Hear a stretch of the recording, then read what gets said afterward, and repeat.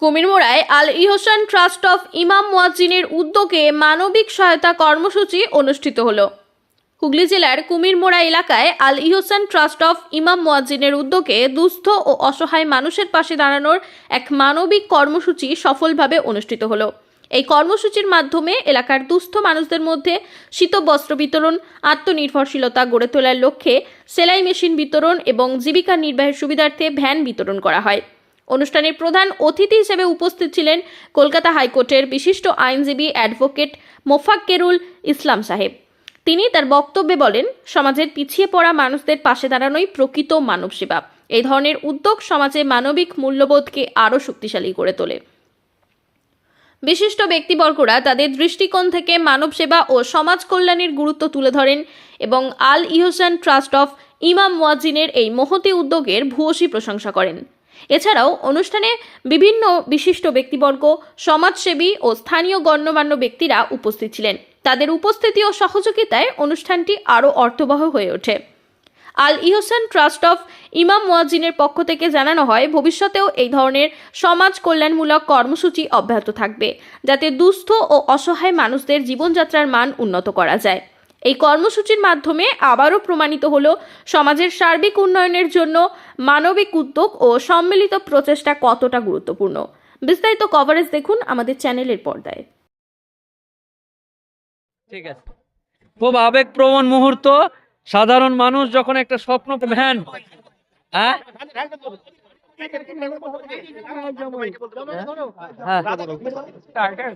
এটা জামাই নাকি?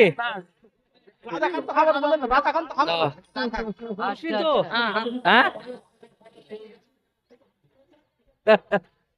ঠিক আছে, ঠিক ঠিক। আমাকে অনেকেই চেনে, অনেকেই আমাকে চেনে। ঠিক আছে, এটা কার? ভালো রাখুক, চিন্তা করবেন না, আল্লাহ আছে, ইমাম সাহেবরা আছে, দোয়া রইলো। ভালোভাবে এই মেশিন নিয়ে গিয়ে আপনার সংসার, আপনার সব ভালো থাকুক, ছেলে মেয়েকে নিয়ে ভালো থাকেন, এটাই চাই আমরা। এবং মহান যা আছে এটা দিয়েছে, ভালো থাকবেন। ভালো লাগছে, খুবই ভালো লাগছে। কুমিরমোড়া এলাকায় আল এহসান ইমাম মুয়াজ্জিন ট্রাস্টের পক্ষ থেকে এই যে সাধারণ মানুষ দেখেন, এই যে ভ্যানটার অবস্থা দেখেন, এই যে হ্যান্ডেল নাই, ব্রেক নাই, নাই, এই লোক এই ভ্যান নিয়ে, কি নাম আপনার? রাধাকান্ত। হ্যাঁ, রাধাকান্ত। রাধাকান্ত। ধর্ম নির্বিশেষে এই যে ইমাম মুয়াজ্জিনেরা, কিন্তু ভালো করে মাথায় কথাটা ঢুকে নিন, যে সমস্ত মানুষ চিমটি কাটেন, ইমাম মুয়াজ্জিনরা এই যে এরকম ভ্যান, এই অবস্থা, ভ্যানের ছবিটা দেখাও, আর এই অবস্থা, এটা আপনার তো? হ্যাঁ হ্যাঁ, আলু বিক্রি করেন? আলু বিক্রি। আচ্ছা, ইমাম সাহেবরা আপনাকে নতুন ভ্যান দিচ্ছে? আচ্ছা, হ্যাঁ হ্যাঁ হ্যাঁ হ্যাঁ হ্যাঁ, চলুন, আপনার ভ্যান নিবেন। এই ভ্যান এখানে থাক, এইটা যা আছে না বলটু খুলে নিবেন, খুলে নিয়ে করবেন। আল ইহসান ট্রাস্ট অফ ইমাম মুয়াজ্জিন গরিবের পাশে এবং গরিবের সাথে। আমরা খুব দেখে বেছে যাচাই করে বাছাই করে আমরা কিন্তু সে মানুষের পাশে দাঁড়াই। বিভিন্ন সংগঠন বিভিন্নভাবে তারা দেয়, কিন্তু আমরা যাচাই বাছাই করে দিই যাতে মানুষ, প্রকৃত মানুষ তারা পায়। একটা মানুষ ভ্যানে করে পেঁয়াজ আলু বিক্রি করে, তার ভ্যানটা ভাঙা, সেই ভাঙা ভ্যানওয়ালা মানুষকে আমি বলি যে আমাদের আল ইহসান ট্রাস্টের পক্ষ থেকে আপনাকে একটা ভ্যান দেওয়া হবে, আপনি সংসার চালান, ওই ভ্যানটা করে ব্যবসা বাণিজ্য করেন, আপনার সংসারটা যেন উন্নতি হয়, এই লক্ষ্য আমাদের আল ইহসান ট্রাস্টের। এবং আল ইহসান ট্রাস্ট শুধু স্বাবলম্বীকরণ নয়, তার সঙ্গে শিক্ষাও আছে। শিক্ষায় আমরা দিয়েছি যে সমস্ত বাচ্চা স্কুলে র্যাঙ্ক করে, তাদেরকে আরও উৎসাহ দেওয়ার জন্য, তাদেরকে বিভিন্ন ক্লাসের ছাত্ররা দেখে তারাও যেন উৎসাহ হয়, সেই জন্য তাদেরকে আমরা খুব উচ্চমানের ব্যাগ দান করেছি। এবং তার সঙ্গে সঙ্গে সম্প্রীতি যাতে বজায় থাকে। এই ভারতবর্ষে সম্প্রীতি একটা মূল্যবান জিনিস, যে ভারতবর্ষে আমরা হিন্দু মুসলিম একসঙ্গে একই বাসনে আমরা খেয়েছি, একই ঠোঙায় মুড়ি খেয়েছি আমরা। এই সম্প্রীতিটা যাতে বজায় থাকে, যাতে আমরা ধরে রাখতে পারি, আগামী প্রজন্ম যে সম্প্রীতি কী জিনিস তারা ভুলে না যায়, সেই জন্য সম্প্রীতির বার্তা দিয়েছি আমরা। আমাদের মাঝে উপস্থিত হয়েছিল কী বলে রমেন ব্যানার্জি, ওনাকে আমরা ইমাম আল ইহসান ট্রাস্টের পক্ষ থেকে আমরা অনেক সংবর্ধনা দিয়েছি। তো সম্প্রীতির বার্তা আমরা দিয়েছি। এই সম্প্রীতিতে ভালোবাসা যেন সারা ভারতবর্ষে ছড়িয়ে পড়ে, সারা পৃথিবীর বুকে ভারত যেন সম্প্রীতির ঊর্ধ্বে থাকে, হিংসার ঊর্ধ্বে থাকে। আমাদের এটাই লক্ষ্য।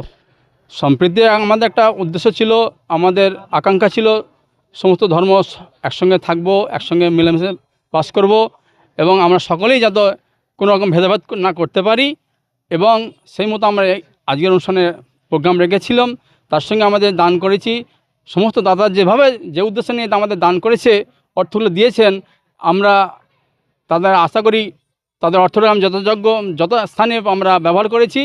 আর আগামীতে যাতে সেই সমস্ত দাতাগুলো আমাদের পাশে থাকে, এটাই আমাদের আশা থাকবে।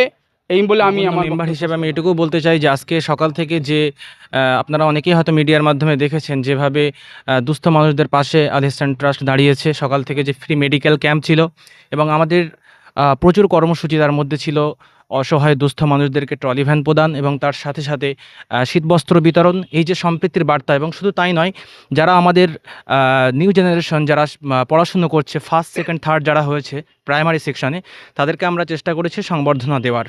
তো আল ইহসান ট্রাস্ট ঠিক এইভাবেই সম্প্রীতির বার্তা দেয়, এবং এই আল ইহসান ট্রাস্টের পক্ষ থেকে আমি এটুকু বলবো যেন সম্প্রীতির বার্তা সকলের মধ্যে ছড়িয়ে পড়ে, এবং ভারতের যে কনস্টিটিউশন, যে আমাদের সংবিধান রয়েছে, সেগুলোর জন্য আমরা ফলো করতে পারি।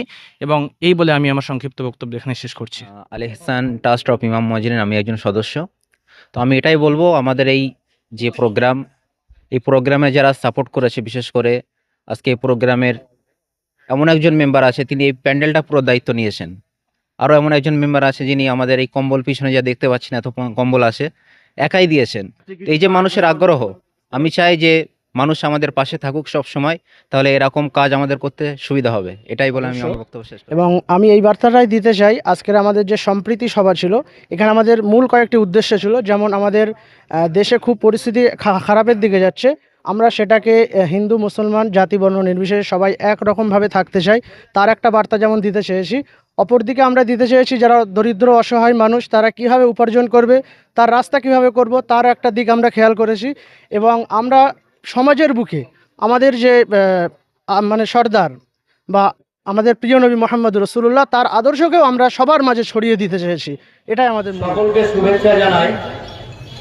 আজ হুগলি জেলার চণ্ডীতলা থানার কুমিরমোড়া একটা বিখ্যাত গ্রাম পঞ্চায়েত, এই গ্রাম পঞ্চায়েতের খুব সুন্দর করে প্রাচীর দিয়ে ঘেরা এই বাজার সংলগ্ন যে জায়গা, এই জায়গায় আজকের যে সভা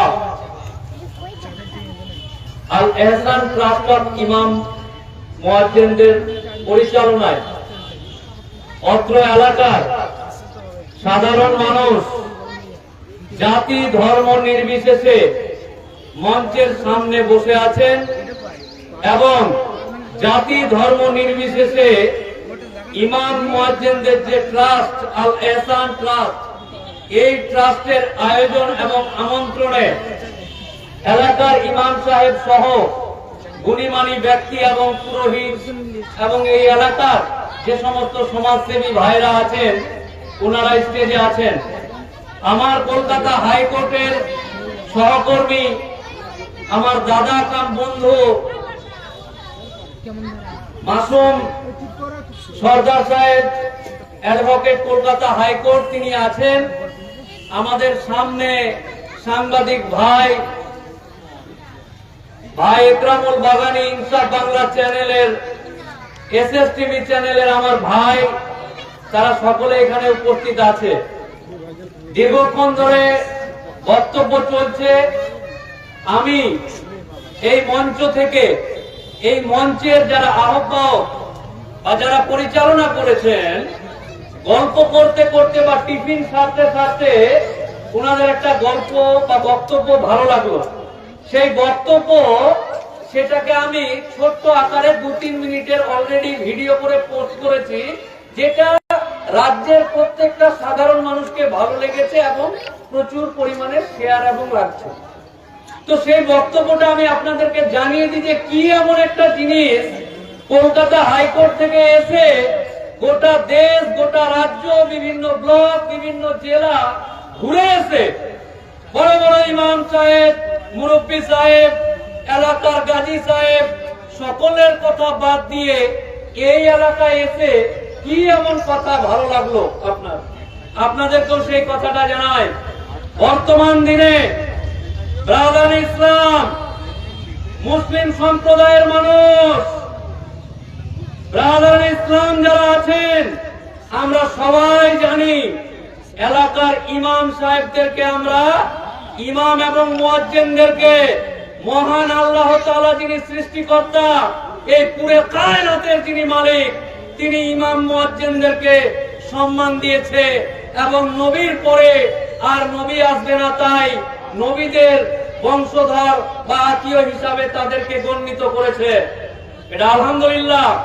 অত্র এলাকার ইমাম মুয়াজ্জিন সাহেব ভাইদের যে বক্তব্য সেটা হলো এই যে আমরা এই এলাকায় মহান আল্লাহ তাআলা যাদেরকে ইজ্জত দিয়েছে, টাকা দিয়েছে, সম্মান দিয়েছে, ওই সমস্ত মানুষগুলোর কাছে, সে হতে পারে ব্যবসায়িক, সে হতে পারে চাকরিয়া, সে হতে পারে অন্যভাবে প্রতিষ্ঠিত কোন ইসলাম সম্প্রদায়ের মানুষ, সেই ইসলাম সম্প্রদায়ের ব্যবসায়ী বা টাকা পয়সাওয়ালা মানুষটার কাছে গিয়ে অত্র এলাকার ইমাম সাহেব যখন জোরে সালাম দিয়ে আসসালামু আলাইকুম বলে সেই এলাকার প্রভাবশালী পয়সাওয়ালা ব্যক্তিত্বকে গিয়ে বলছে, হে আমার ভাই, ব্রাদার ইসলাম, হে আমার ভাই, আল্লাহ আপনাকে সম্মান দিয়েছে, টাকা দিয়েছে, ইজ্জত দিয়েছে, আমি এই এলাকার ইমাম, আপনি আমার মুক্তাদে, আপনি আমার মসজিদের নামাজি, এই এলাকার ভাই, আল্লাহ আপনাকে সম্মান দিয়েছে, টাকা দিয়েছে। আল্লাহ যদি চায় যে মানুষকে সম্মান দেওয়ার, সেই মানুষকে সম্মান দিতে পারে। আল্লাহ যদি চায় কাউকে লানাত দেওয়ার, তাহলে লানাত দিতে পারে। আপনি এটা ভালো করেই জানেন। আপনার কাছে আমরা 10,000 টাকা চাইতে এসেছি। আমি এই এলাকার ইমাম, আল্লাহ আপনাকে টাকা দিয়েছে, আপনার কাছে আমি 10,000 টাকা চাইতে এসেছি। কেন না, তো আমাদের এলাকার জাতি, ধর্ম, বর্ণ নির্বিশেষে সে হতে পারে মফিজুল, সে হতে পারে রাজ্জাক, সে হতে পারে উত্তম, সে হতে পারে দীপঙ্কর, যেই হোক না কেন, আপনার এই টাকা নিয়ে 10,000 টাকা আপনি দিবেন, আর ওই টাকা নিয়ে আমার এলাকার রাজ্জাক, আমার এলাকার মফিজুল, আমার এলাকার দীপঙ্কর, আমার এলাকার ভবেশ মন্ডল, এদেরকে 10,000 টাকা দিয়ে এই এলাকায় জরির কারবার চলে, জরির যে যন্ত্রপাতি সেগুলো কিনে দিব।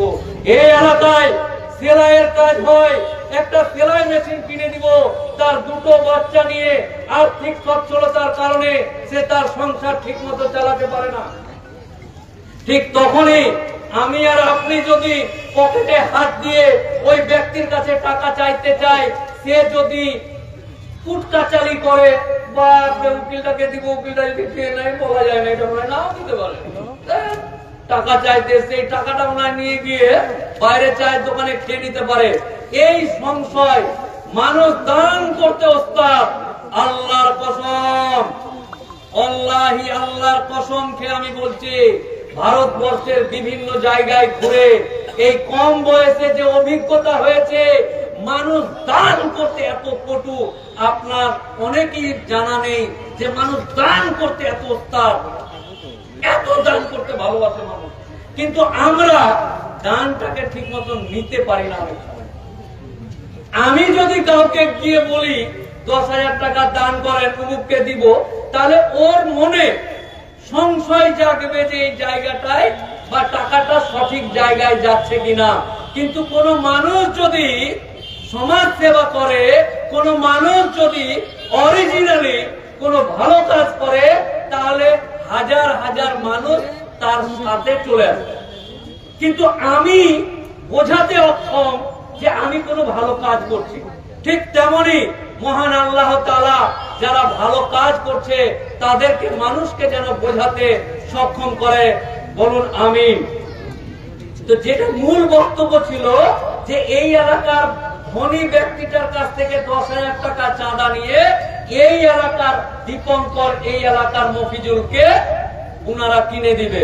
এই বার্তা যখন শুনতে পেলাম আমার হৃদয় নাড়া দিল, এবং রাজ্যের আমি মোফাক্কেরুল ইসলাম আপনাদের অত্যন্ত কাছের, আপনার কলিজার ভাই, আপনার মায়ের পেটের ভাইয়ের মতো ভাই, আপনাদেরকে এই মঞ্চ থেকে আহ্বান করছে দুই পক্ষকেই, যারা দান নিতে যায় এবং যারা দান করতে চায় তাদের প্রত্যেককেই নিঃসন্দেহে আল্লাহ সর্বশক্তিমান, আল্লাহ যাকে সম্মান দেয়, আল্লাহ যাকে ইচ্ছা লানত দেয়। তাই আপনি বেঁচে আছেন, আপনাকে তার প্রমাণ দিতে হবে যে আপনি বেঁচে আছেন। আপনি এই পৃথিবীতে আল্লাহর রাজত্বে আপনি বেঁচে আছেন, তার প্রমাণ আপনাকে দিয়ে মরতে হবে। নাহলে এরকম গরু বাছুর অনেক মরে গেছে, জীবনের খোঁজ নাই, কবরস্থানে পড়ে আছে, অনেক মরে পড়ে আছে, বুঝতে পারলেন না? অনেকেই কবরস্থানে, এক একটা কবরস্থানে যান, অনেকেই পড়ে আছে, কে কোনটা কার খবর খোঁজ নাই, কোনটা যে কার খবর, মানে কবর তাকে যে কখনো কবর দিয়েছে কোনো খোঁজ নাই, গেল ওইদিকে এটাই কবরস্থান, মানে এটা যে এই এলাকার লোকের কবর, এই জিনিসটা মানুষ মনে রাখবে না। তাই এই এলাকার অত্র এলাকার জনসাধারণ সকলকে, যে মানুষগুলো ভালো কাজ করবে, যে মানুষগুলো সমাজের কাজ করবে, সেই সমাজের কাজ করা ভালো মানুষগুলোকে চিহ্নিত করে তাদের পাশে দাঁড়ানোর আহ্বান জানাচ্ছি। আল এহসান ট্রাস্ট অফ ইমাম মুয়াজ্জিন, ইনারা এই আমার ভাই মাসুম ভাইয়ের দ্বারাই তৈরি এই ট্রাস্ট, আইনি ভাবে বৈধ এই ট্রাস্ট। এই ট্রাস্টের প্যান কার্ড বা অ্যাকাউন্ট নাম্বার করেছে কিনা আমার জানা নেই, তবে এই জিনিসগুলো হয় আগামী দিন প্রসেসিং এ আছে, ইনশাআল্লাহ হয়ে যাবে দ্রুত। আগামী দিন এই জিনিসগুলো যখন তারা কমপ্লিট করবে, আপনার এলাকায় যারা যাবে, এই যে ব্যক্তিগত আপনার রাগ থাকতেই পারে যে এই ট্রাস্টের অমুক লোকটাকে আমার পছন্দ না, এই যে এইটা বেটে করে মুরগিটা খুব বদমাল, আমাকে একদম ভালো লাগে না, এটা আপনার পার্সোনাল ব্যাপার।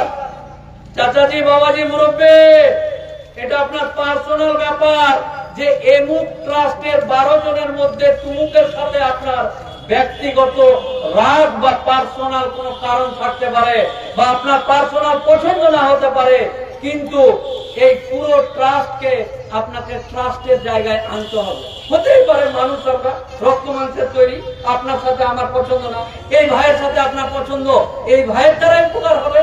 আজকে যে ব্যাগগুলো এখানে রাখা আছে আপনারা দেখুন তো নিজের চোখে, রাজনৈতিক দল বা বিভিন্ন রকম যে ব্যাপার স্যাপার গুলো আছে ওগুলোতে যে কম্বল গুলো দেওয়া হয়, আর এই ব্যাগ আর এই কম্বল আপনারা নিজের চোখেই দেখে নিন। সামনে ভ্যান দাঁড়িয়ে আছে, একদম রেডি টু মুভ ভ্যান দাঁড়িয়ে আছে, সেগুলো দেওয়া হবে, ফিতা গিয়ে কাটা হবে, তারপর যার প্রয়োজন আছে তার হাতে ভ্যান গুলো তুলে দেওয়া হবে। এগুলো সামগ্রিক কাজ। অনেক সময় অনেক যারা প্রশ্ন করে তারা বলে যে এনজিও, আপনারা জানেন এনজিও, ট্রাস্ট, ক্লাব, সোসাইটি, সমিতি, এগুলো যে আছে, আচ্ছা সরকার এত দিচ্ছে পোষাতে পারে না, এটি কি করছে? এই যে এনজিওটি কি করে? এরা খায় না, মাথায় দেয়। এনজিওরা মনে হয় নিজের পেট ভরে না। এনজিও, ট্রাস্ট, সোসাইটি, সমিতি, এগুলো যদি না থাকতো আপনার এলাকায় পরিষেবা পৌঁছাতো না মহাশয়। এই যে মহাশয় আপনাকে বলছে, যারা এনজিও আর ট্রাস্টকে তুচ্ছ ভাবে দেখে, আমি মোফাক্কেরুল ইসলাম দায়িত্ব নিয়ে বলছি, সরকার যেটা কাজ করতে পারে না, সেটা রাষ্ট্র সরকার হোক আর কেন্দ্রীয় সরকার হোক, সেটা করে এনজিও বা ট্রাস্ট গুলো।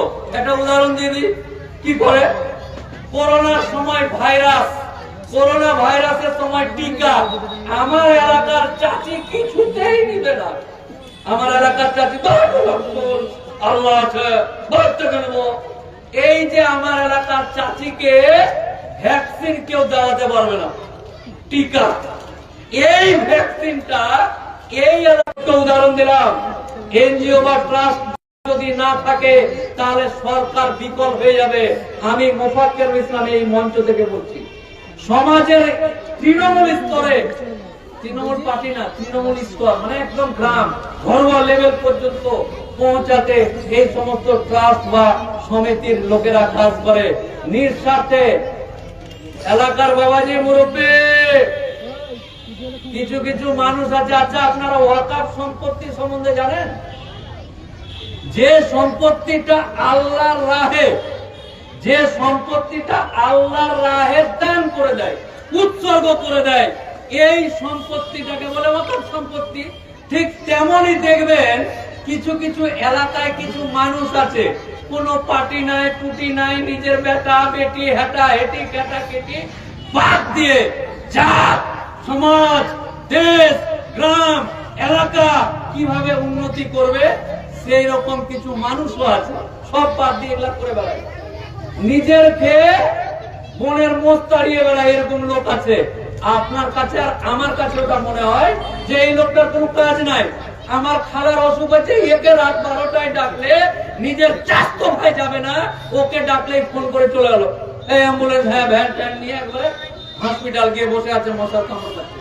তো এরকম এলাকাতে, আপনাদের এলাকাতেও কিছু মানুষ আছে যারা নিজের জান, পরিবার, আত্মীয় স্বজন কিভাবে কি করবে তার থেকে বাদ দিয়ে নিজের এলাকা, নিজের দেশ, নিজের সমাজ, নিজের এলাকার মানুষজন কিভাবে ভালো থাকবে, এরকম কিছু মানুষ থাকে যারা নিজেকে উৎসর্গ করে দেয় সাধারণ মানুষের জন্য। সেই মানুষগুলোকে চিহ্নিত করুন, তাদেরকে সম্মান করতে শিখুন। 5 বছরের জন্য কে কোন গান্ঠা ফুর্তি কে হয়েছে তার পিছনে ফুলের মালা নিয়ে দৌড়ে বেড়াচ্ছেন। আরে তাকে ভালোবাসুন যে আজীবন আপনার এলাকার মানুষের উপকার করে, আজীবন আপনার মানুষের এলাকায় কোন রাজনৈতিক রং বাদ দিয়ে জাতপাত না দেখে মানুষের উপকার করে। সেই মানুষগুলোকে চিহ্নিত করে আপনি সেই মানুষগুলোকে সম্মান দিতে শিখুন।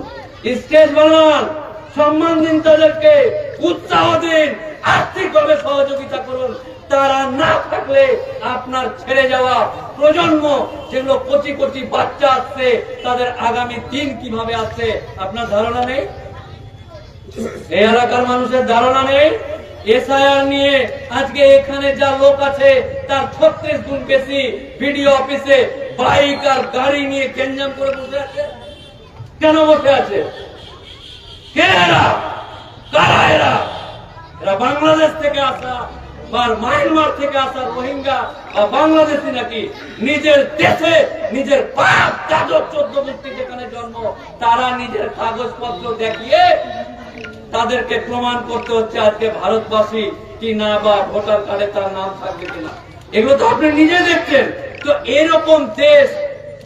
আর একটা ছোট্ট উদাহরণ দিই, 70 বছরের বাবাজি আমার সামনে বসে আছে, 60 বছরের বাবাজি বসে আছে, 85 বছরের বাবাজি বসে আছে।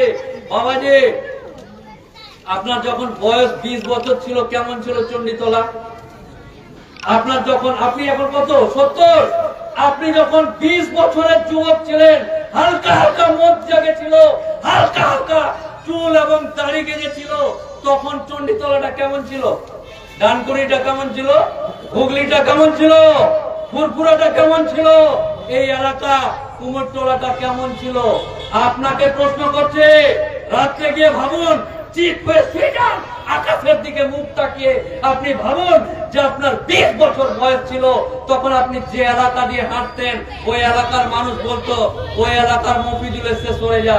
আর আজকে ওই মফিজুল সাহেব 70 বছর বয়স, মুরব্বী, 70 বছরের মুরব্বী, 2 বার হজ করে এসছে টাকা করে। এই লোকটাই দাড়ি মাছ দিয়ে ঢেকে যাচ্ছে ডানকুনি, বা আপনি কি জানি ছিঁড়ে ছিঁড়ে দিবে। আপনি বেঁচে আছেন।